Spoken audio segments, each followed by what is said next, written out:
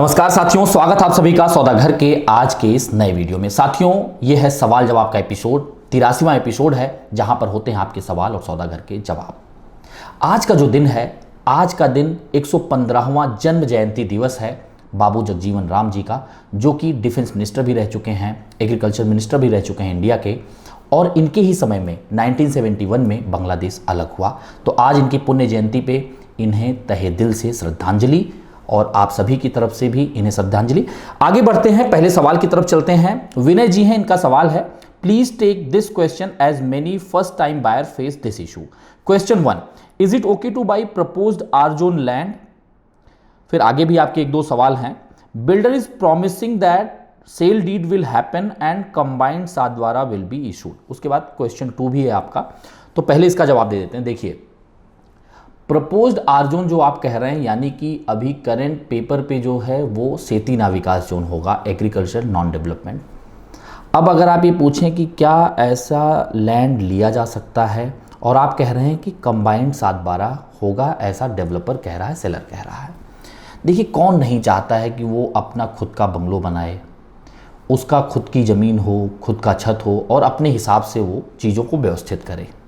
आजकल जैसे एक आप इलेक्ट्रिक जो है चीज़ें देख रहे हैं, चाहे बाइक हो चाहे कार हो, आप अपनी सुविधा अनुसार उसे चार्ज भी कर सकते हैं, आपके पास पार्किंग स्पेस भी होगा जितना आप चाहेंगे। तो इन तमाम जो अच्छाइयाँ दिखती हैं, उसको चलते लोग कहीं ना कहीं अपने प्लॉट को बनाना चाहते हैं जहाँ पे वो बंगलो बना सकें। अब देखिए, दुविधा कहाँ पे है, समस्याएँ कहाँ पे हैं। इन्हें प्लॉट महंगे मिलते हैं। अगर ये कहा जाए कि जो सेतीना विकास जोन के हैं या प्रपोज आर जोन के लैंड हैं उसे ना लिया जाए, तो भी कई लोगों को लगेगा कि नहीं, ये ऐसा क्यों कह रहे हैं। देखिए, एक चीज़ आप समझिए, जितने भी लोग गुंठेवारी में लैंड लेके घर बनाते हैं, उनके सर पे तलवार हमेशा लटकी रहती है, अलग अलग रूप में।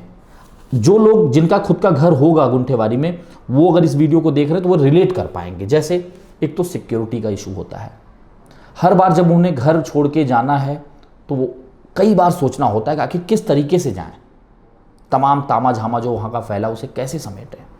उसके साथ अगर वो कहीं जो आपके सामने का रास्ता है वो वाइड नहीं है, तो फायर फाइटिंग सिस्टम, क्या फायर ब्रिगेड की गाड़ियाँ वहाँ पे आ पाएंगी, क्या किसी आपातकालीन स्थिति में वहाँ पे एम्बुलेंस वगैरह उस तरीके से आ पाएगा, उतने द्रुत गति से आ पाएगा जितना किसी नॉर्मल स्पेस में जाएगा।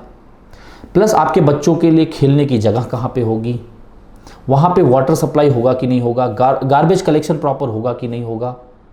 यही कारण है कि तमाम जगहों पे जो गुंठेवारी में लोग बना के रह रहे हैं, कूड़े का कोई कलेक्शन नहीं होता। सुबह जब ऑफिस जाते हैं लोग, तो आप लोगों में से कई लोगों ने देखा होगा साथ में कूड़े की पॉलीथीन ले जा रहे हैं, जहाँ कहीं भी रास्ता देखा किनारे फेंक दिया। आजकल तो यह भी खबरें आ रही हैं कि जो नाले हैं, नदियाँ हैं, उसके किनारों में भी लोग जो है कूड़े फेंकते जा रहे हैं। आखिर वो कहाँ जाएंगे, कहाँ ले जाएंगे, उसके लिए कुछ सुविधा है नहीं, सीवर लाइन नहीं है। अब आप समझिए, security, water, road width, amenities, यानी कि जो बेसिक सुविधाएं हैं, वो सब चीज़ें जो है एक तरीके से हमेशा आपको सोचना पड़ता है।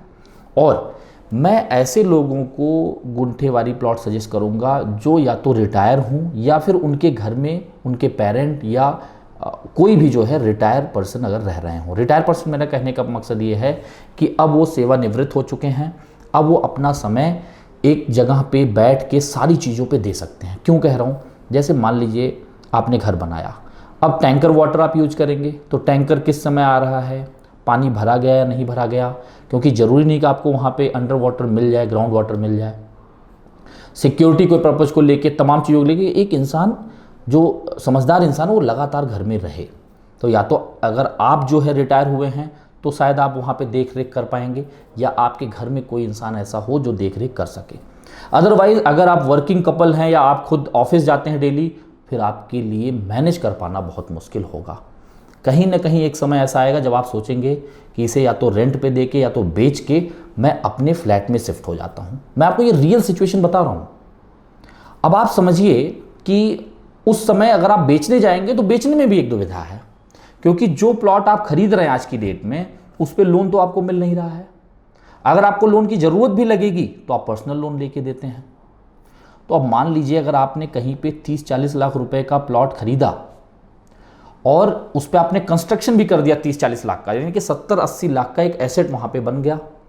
कल को जब आप बेचने जाएंगे वो बढ़ के 1 CR के आसपास पहुंच चुका होगा, और वो जो 1 करोड़ रुपए का अमाउंट होगा, अगर आप कभी एग्जिट करना चाहेंगे तो 1 करोड़ रुपए अगले के पास होना चाहिए, क्योंकि यहां तो लोन होगा नहीं आपका।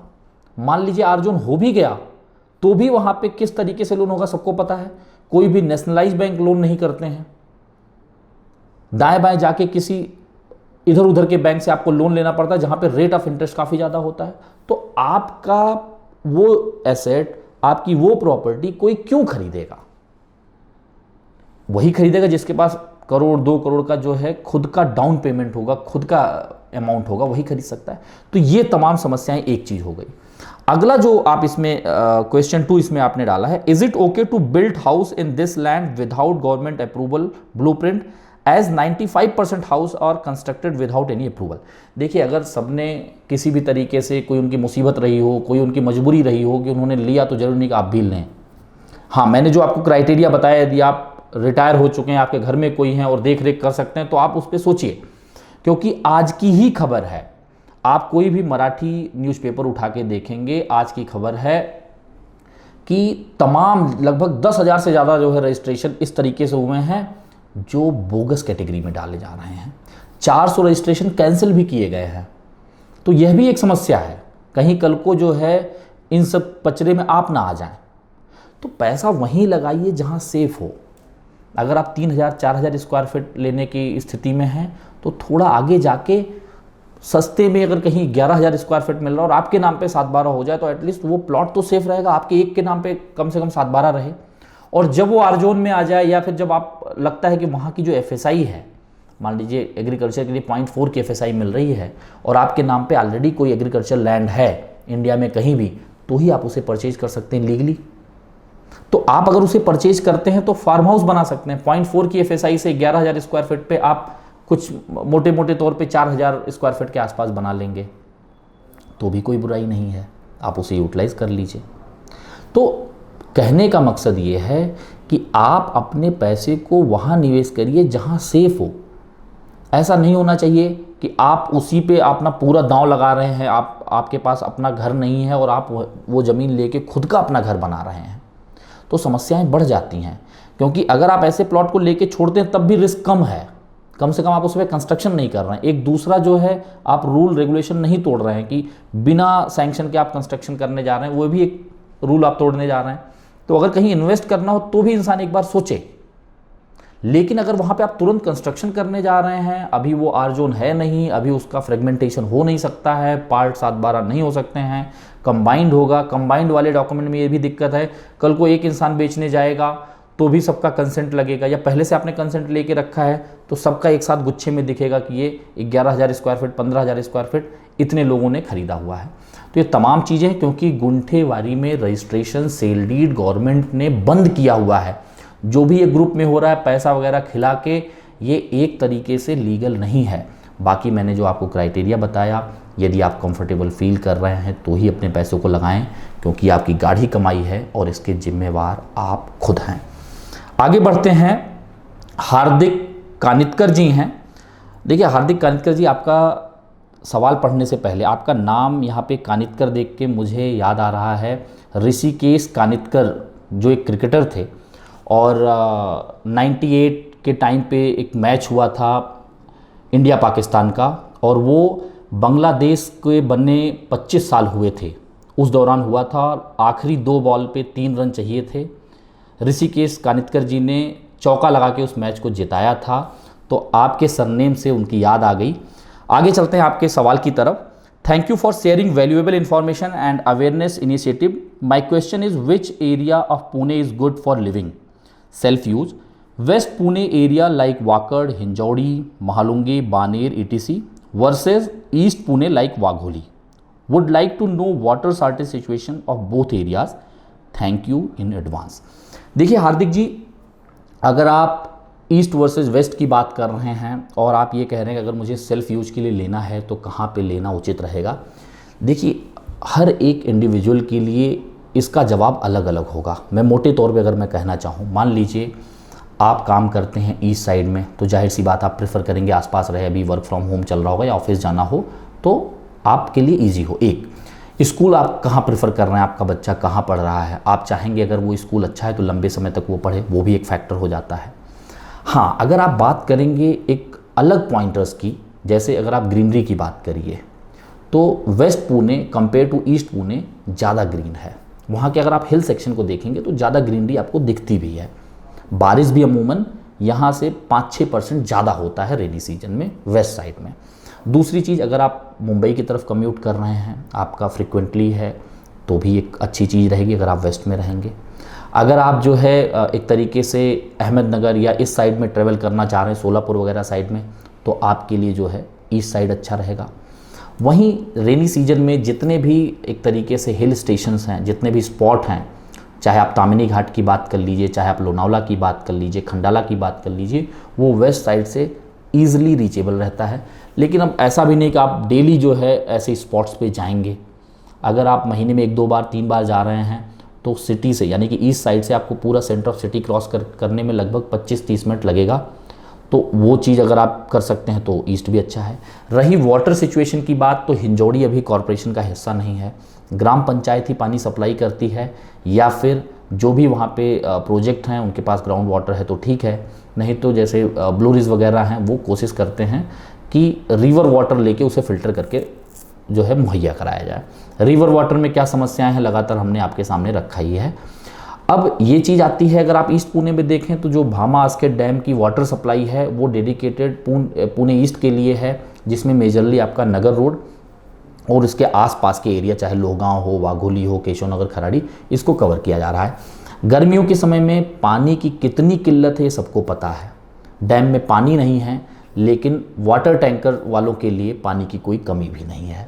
तो लगातार लोगों के एक्सपेंसेस बढ़ रहे हैं, और जो टैंकर से पानी आ रहा है एक तो वेस्ट भी होता है। आप देखते हैं लगातार जो है उसके जो ढक्कन ओपन रहते हैं, उसे ट्रांसपोर्ट करने में कितना पानी वेस्ट हो जाता है सड़कों पे। उसके बाद उसकी क्वालिटी कैसी है ये भी पता नहीं लग पाता है। तो कहीं ना कहीं जो लगातार वीडियो, जैसे कल की वीडियो में आपने देखा होगा, हमने बात की कि अगर कॉरपोरेशन एक तरीके से रेवेन्यू जनरेट कर रहा है अलग अलग मीडियम से, तो उसको ये चीज़ ज़रूर ध्यान देनी चाहिए कि आप प्रॉपर्टी टैक्स जिन प्रॉपर्टीज़ पे ले रहे हैं उनको बेसिक सुविधाएं दीजिए, पानी दीजिए। अगर आपको एक्स्ट्रा कुछ चार्ज करना है तो आप चार्ज करिए, पर एटलीस्ट उनको फ़िल्टर साफ पानी मिल सके लोगों को, जिससे कि उनको कोई समस्याएं ना हो। तो इस पे ध्यान देना होगा। बरसात कम नहीं होता है, पीने की पानी यूज करने के लिए जो पानी की आवश्यकता है उतनी बारिश उससे कहीं गुना ज़्यादा बारिश होती है। बात है इसके संचय की। हम अपनी तरफ से योगदान ये कर सकते हैं कि पानी के वेस्टेज को जितना बचा सकें उतना हमारे लिए अच्छा है। तो इस लिहाज से जो मैंने आपको बताया ईस्ट और वेस्ट के बीच में आप क्या चूज करें, तो मेरे हिसाब से अगर आपको ग्रीनरी पसंद है, आसपास आप मुंबई और जितने भी रेनी सीजन में जितने स्पॉट्स हैं, हिल स्टेशन हैं, वहाँ पे फ्रिक्वेंटली विजिट करते हैं तो आप वेस्ट पुणे प्रेफर करिए। अगर आपका वर्क स्टेशन ईस्ट साइड में है, स्कूल आपके बच्चे का कोई ढंग का ईस्ट में मिल रहा है और आप यहीं पे रहने वाले हैं, तो आपको ईस्ट साइड में प्रेफर करना चाहिए। आपको कहीं ज़रूरत लगती है, सौदागर की हेल्प लगती है, तो हमने क्वेरी कंसर्न फॉर्म जो है डिस्क्रिप्शन में दिया है, आप उसे फिल कर दीजिए। कोशिश रहेगी कि आपको इन पर्सन कंसल्टेशन दिया जाए, वहाँ पे आप 1-to-1 अपनी खुद की क्या क्या चीज़ें हैं इंडिविजुअल उस पर डिस्कस कर सकते हैं। आगे चलते हैं। नीरो खांडेडिया जी हैं और इनका सवाल है, you might have covered in previous videos but I recently observe that few project like Panchshil towers charges 12% GST whereas few others new ones like Balmoral Riverside charge 5% GST. I understand that builder who had RERA registration before 2019 they had option to choose 5 or 12%. But why builder doesn't select 5%? Can a customer influence or do anything about it? देखिए नीरू जी, अब कोई developer अगर 1 अप्रैल 2019 के पहले sanctioning लिया है, जैसा आपने यहाँ बताया कि आपको ये बात पता है, तो वो दोनों क्राइटेरिया में से कुछ भी चूज कर सकता है, लेकिन ये फ्लेक्सिबिलिटी उसको दी गई है 1 अप्रैल 2019 के बाद। उसके पहले तो जो भी प्रॉपर्टी उसने बेची वो 12% इनपुट टैक्स क्रेडिट के साथ बेची हुई हैं। अब यहाँ पे इनपुट टैक्स क्रेडिट भी समझना इंपॉर्टेंट है। इनपुट टैक्स क्रेडिट क्या है और क्या था? जब गवर्नमेंट ने 12% GST रियल एस्टेट पे किया तो उसने यह भी कहा कि समय समय पे जैसे जैसे आपका प्रो रेटा बेसिस पे GST जाता जाएगा, गवर्नमेंट जो है बिल्डर को उस पे इनपुट टैक्स क्रेडिट देता जाएगा, रिफंड देता जाएगा। अपनी तरफ से, और वो रिफंड जो है बायर को पास ऑन करना होगा डेवलपर को, ऐसा रूल था। अब डेवलपर के लिए समस्या ये थी कि वो हर बार जो है कितना इनपुट टैक्स क्रेडिट आ रहा है उसको देखे, फिर कितने लोगों को उसने बेचा हुआ है उनको ट्रांसफ़र करे प्रोपोर्शनेट एरिया में, क्योंकि किसी का एरिया ज़्यादा होगा, कोई 3 BHK, कोई 3.5, कोई 4 BHK, 4.5, तो उसके हिसाब से फिर उसको इनपुट टैक्स क्रेडिट जो है बांटे सब में। तो ये काफ़ी पेचीदा था। इस पेचीदगी से बचने के लिए डेवलपर ने क्या किया कि एक्स्ट्रा निगोशिएशन ऑफर करना चालू कर दिया at the time of booking. लेकिन अब यहां पे ये चीज क्लियर नहीं हो पा रही थी कि जो बुकिंग के टाइम पे आप नॉर्मल निगोशिएशन करते हैं, क्या उसी में से आप एक हिस्सा जो है इनपुट टैक्स क्रेडिट के नाम पे निगोशिएट कर रहे हैं, या फिर आप सच में इनपुट टैक्स क्रेडिट के नाम पे एक्स्ट्रा डिस्काउंट दे रहे हैं। ये बायर के बीच में दुविधा थी, क्योंकि उसने कितने में बेचा उसके जस्ट पहले और कितने में बेच रहा है ये डेटा किसी के पास होता नहीं है। लगातार हम लोग जैसे मार्केट में है तो 2-4 चीज़ें हमें पता चल सकती हैं कि इसके पहले ये क्लोज हुआ था, उसके आसपास क्लोज होगा। अब ये बायर के लेवल में ये चीज़ें समझना मुश्किल थी। अच्छा था कि गवर्नमेंट ने इसे रिवाइज करके इनपुट टैक्स क्रेडिट हटा दिया कि 5% आप सीधा जो है जीएसटी चार्ज करिए रेजिडेंशियल सेगमेंट में। अब देखिए, आप कह रहे हैं ऐसा क्यों करता है डेवलपर। अब उसने तमाम प्रॉपर्टी ऑलरेडी बेच दी है 12% के रेट में, उनको एक्स्ट्रा डिस्काउंट भी दे दिया है, तो अब वो 12% अगर चूज करता है, 12% आपसे जीएसटी लेने का चूज करता है, तो उसके पास एक स्कोप ऑफ निगोशिएशन भी आ जाता है कि अभी आपको जो कॉस्ट शीट वो दिखाएगा वो 12% का दिखाएगा। उसमें इनपुट टैक्स क्रेडिट जब वो सोचेगा कि हाँ भाई हमारा इतना है, तो उसमें से आपको अच्छा खासा अमाउंट जो है वो डिस्काउंट भी दे सकता है। कई बार अगर कंप्लीशन सर्टिफिकेट आ गया तो वो जीएसटी वेव ऑफ भी हो जाता है, तो वो एग्रीमेंट कॉस्ट में उसे ऐड कर सकता है और आपको कह सकता है कि भाई जीएसटी पूरी तरीके से नील हो गया। तो एक तरीके से जो मुझे समझ में आता है, डेवलपर इसलिए 5% पे नहीं आना चाहते। एक तो कैलकुलेशन का हेरफेर हो जाएगा, क्योंकि कुछ प्रॉपर्टीज उन्होंने 12% में बेची, अब 5 में बेची, तो दोनों को जो है समझने में एक समस्या आएगी, सीए का काम बढ़ेगा। उस पेचीदगी से बचने के लिए एक कारण। दूसरा यह है कि उनके पास मान लीजिए 12% जीएसटी उन्होंने चार्ज किया, तो स्कोप ऑफ निगोशिएशन बढ़ जाता है। मान लीजिए 7% उन्हें उसमें इनपुट टैक्स क्रेडिट मिल रहा है गवर्नमेंट की तरफ से, तो उसे क्यों छोड़ना चाहेंगे, क्योंकि वो 12% दिखाने से आपका कॉस्ट शीट बड़ा दिखता है। और उनके पास स्कोप भी, मान लीजिए कोई बायर आएगा कि भाई मुझे इतना निगोशिएशन चाहिए, तो उनके पास खेलने के लिए वो उतना एक तरीके से बकेट भी मिल जाता है कि हाँ इतना 7%, 6%, 5% हम एक्स्ट्रा निगोशिएशन दे सकते हैं। यही एक मेन रीज़न है जो 12% वाले में जो भी डेवलपर हैं वो 5% में नहीं आना चाहते। और वैसे भी अब बहुत कम डेवलपर ही इस क्राइटेरिया में होंगे, क्योंकि अब उनका पोजीशन आने वाला है, और इसके बाद यानी कि जिनकी सैंक्शनिंग 1 अप्रैल 2019 के बाद आई है, वो भी, उसको भी 3 साल हो ही चुके हैं, तो अब उनका पोजीशन आने जा रहा है। तो बहुत लिमिटेड प्रॉपर्टीज़ हैं, पर आपके सवाल का जवाब आपको मिल ही गया होगा। प्रियेश जगताप जी हैं, इनका सवाल है, dear sir your channel is doing fantastic job, you and your team are doing excellent work by improving the knowledge of people who are layman in the real estate world. Thank you so much Priyesh ji, आप लोगों का आशीर्वाद है और लगातार हम लोगों की कोशिश रहेगी कि आप तक सारी इंफॉर्मेशन जो भी रियल एस्टेट से जुड़ी है, पुणे शहर से जुड़ी है, वो हम लोग लगातार लाते रहें। आगे आपने यह भी लिखा है, also I would like to compliment you personally on the shirt and T shirt you are wearing in the videos. Thank you so much, ये अच्छा लगा कि आप एक अलग पर्सपेक्टिव पे चीज़ें बोल रहे हैं। आप लोगों को पसंद आ रहा है अगर प्रयास, कपड़े और ये चीज़ें नहीं, तो चैनल को सब्सक्राइब जरूर कर लीजिए। आगे बढ़ते हैं, आपका मेन जो सवाल है वो है, my question is if the building goes to reconstruction and someone is owning 2 flats in the same building, can he demand a duplex in the redevelopment of building? Is it a good option? How to crack such deal? Thanks. देखिए प्रियेश जी, पहली चीज़ तो जब आप reconstruction में जा रहे हैं और आपको ये लगता है कि मेरे पास 2 फ्लैट हैं, उसके बदले हम ड्यूप्लेक्स ले लें, तो इसके लिए सबसे पहले आपको चेयरमैन से बात करनी चाहिए, जो आपके कोऑपरेटिव हाउसिंग सोसाइटी के चेयरमैन हैं, क्योंकि जो मैक्सिमम लोग चाहेंगे वही होगा।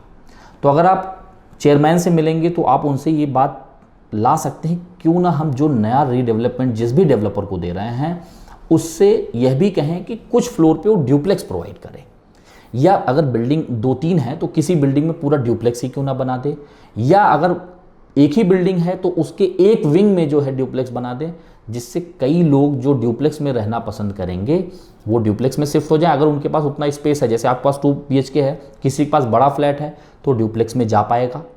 और अगर उसके पास छोटा फ्लैट है तो जो दूसरे साइड के विंग में नॉर्मल फ्लैट दिए जा रहे हैं उसको उसमें अलॉट कर दिया जाएगा, सेम साइज का अपार्टमेंट। और ये ड्यूप्लेक्स, क्योंकि बिल्डर तो तमाम यूनिट बनाता है, ज़्यादा FSI मिलती है, ज़्यादा TDR यूज करता है, ज़्यादा प्रीमियम FSI यूज करता है, ज़्यादा फ्लैट बनाता है, तभी तो उसका कंस्ट्रक्शन कॉस्ट जो है रिकवर होता है। तो वो बचे हुए ड्यूप्लेक्स को बेच भी सकता है। तो अगर ये बात चेयरमैन को समझ में आती है, चेयरमैन कहने से मेरा मकसद ये है कि वहाँ पे आपकी सोसाइटी में रहने वाले मैक्सिमम लोग अगर इस बात से एग्री होंगे तभी ये एग्जीक्यूट हो पाएगा। डेवलपर, आप अगर डायरेक्ट डेवलपर से बात करते हो, डेवलपर आपको एश्योर भी करे, उससे कुछ नहीं होने वाला, क्योंकि आपके सोसाइटी में रहने वाले मोर देन 50% लोग, 60% लोग क्या चाहते हैं वही होने वाला है। तो ये प्रपोजल दीजिए। दूसरा, कई बार ऐसा भी होता है कि मान लीजिए आपके पास 2 फ्लैट हैं और 500-500 स्क्वायर फीट का फ्लैट, मान लीजिए 1000 स्क्वायर फीट का कारपेट आपके पास है, तो आपको बड़े फ्लैट मिल जाते हैं। और जरूरी नहीं है कि आपको सेम साइज का ही अपार्टमेंट मिले, ये भी है। ये डिपेंड करता है कि वहां का प्राइस क्या है और आपका और डेवलपर के बीच में म्यूचुअली एग्रीमेंट क्या हो रहा है। कई बार ऐसा भी देखने में आया है कि आपका जो कारपेट एरिया मान लीजिए 1000 स्क्वायर फीट है, तो आपको 800 स्क्वायर फीट कारपेट का ही फ्लैट मिलता है। उसमें एक बड़ा कारण यह भी है कि जब आपने प्रॉपर्टी ली थी तो उसमें जो क्योंकि पुरानी प्रॉपर्टी है तभी वो रिकंस्ट्रक्शन में आ रहा है, तो जो बैल्कनी वगैरह होते थे वो फ्री ऑफ FSI होते थे उस टाइम पे। इसीलिए आप देखिए, एक समय हुआ करता था जब टेरेसेस के लिए, बैल्कनीज के लिए 50% जो है चार्ज किया जाता था, उसके पहले 1/3, और काफ़ी पहले जाएंगे तो एक तरीके से फ्री में दिया जाता था बैल्कनी वगैरह का एरिया, केवल चार्ज फ्लैट का लिया जाता था। पर आज की डेट में अगर डेवलपर 1 स्क्वायर फीट भी किसी भी तरीके से बना रहा है तो उसके जो एक तरीके से परमिसिबल FSI है उसमें से वो डिडक्ट हो रहा है, यानी कि वहां पे FSI काउंट हो रहा है।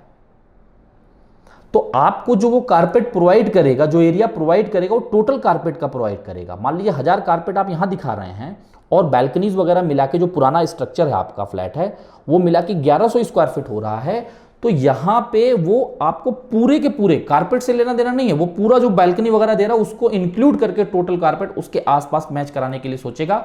फिर भी जरूरी नहीं कि वो 100% उतना ही मिले जितना आपका पहले था। ये डिपेंड करता है कि आज उसको कॉस्टिंग क्या पड़ रही है और आपके और बिल्डर के बीच में म्यूचुअली एग्रीमेंट क्या हो रहा है, आपके यानी कि आपके सोसाइटी के साथ डेवलपर का। तो ये बात मैं आपको सीधा कहना चाहूँगा, चेयरमैन से डिस्कस करिए, ज़्यादा से ज़्यादा लोगों से डिस्कस करिए, जिससे अगर ज़्यादा लोग आपके पाले में होंगे, आपके हिसाब से होंगे, तो आपकी बात एक्सेप्ट किए जाने की जो संभावना है वो बढ़ जाएगी।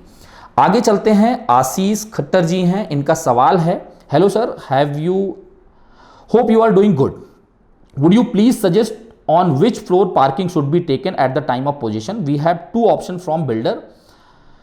First option is podium level and second one is ground level. Which level will be suitable for covered parking for future perspective? Please suggest. देखिए आशीष जी, पहली चीज़ ये है कि ये तो खुद का चॉइस है, आपको क्या कन्वीनियंट लगता है। फिर भी अगर मैं आपको कहना चाहूँ कि अगर आप पोडियम पे लेंगे, हर बार आपको ऊपर आना है और नीचे जाना है, एक चीज़ ये। दूसरी बात, कई बार पोडियम पे अगर आपको मिलता है तो सेमी कवर्ड मिलता है, यानी कि जो आपको एस्बेस्टर या कुछ ऐसी चीज़ें लगा दी जाती हैं जिससे कि धूप और बरसात को बचाया जा सके। वो पार्किंग अगर मिल रही तो बिल्कुल मत लीजिए, क्योंकि साइड से धूप भी आती है और एक तरीके से बारिश भी अंदर आती है। दूसरी चीज़, पोडियम में अगर आप मान लीजिए बिल्डिंग है और बिल्डिंग से लग के आप ले रहे हैं कोई पार्किंग, तो वहाँ पे भी एक समस्या ये हो सकती है कि आपको धूप और बरसात मिले। लेकिन अगर आप ये ग्राउंड लेवल पे लेंगे तो वो ज़्यादा प्रोटेक्टेड रहेगा। तो मेरी तरफ से सलाह रहेगी आप ग्राउंड लेवल पे ले लीजिए। साथियों, आशा करते हैं आप सभी को सौदा घर का प्रयास पसंद आ रहा होगा। यदि पसंद आ रहा है तो वीडियो को लाइक करके ज़्यादा से ज़्यादा लोगों तक शेयर करें, चैनल को सब्सक्राइब कर लें, जिससे आपको तमाम जानकारियाँ लगातार मिलती रहें। जल्द मिलेंगे एक नए वीडियो के साथ, एक नई जानकारी के साथ। तब तक के लिए धन्यवाद, नमस्कार।